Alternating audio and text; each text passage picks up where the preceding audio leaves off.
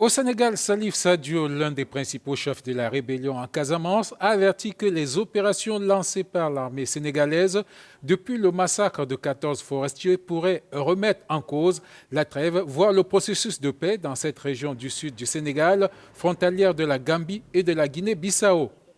Le massacre le 6 janvier dernier de 14 personnes parties chercher du bois dans la forêt protégée de Bayotte, proche de Ziguinchor, principale ville de la région, par des hommes armés a mis fin à des années d'accalmie. Depuis le 6 janvier, l'armée a multiplié des opérations de ratissage. Plus de 20 suspects ont été arrêtés, dont 16 ont été inculpés d'association de malfaiteurs, assassinat, participation à un mouvement insurrectionnel et détention d'armes sans autorisation. D'après des sources militaires, au moins un homme armé puis un rebelle présumé ont été tués par des militaires sénégalais le 14 puis le 20 janvier dans les premiers accrochages mortels entre l'armée et la rébellion depuis 3 ans d'accalmie.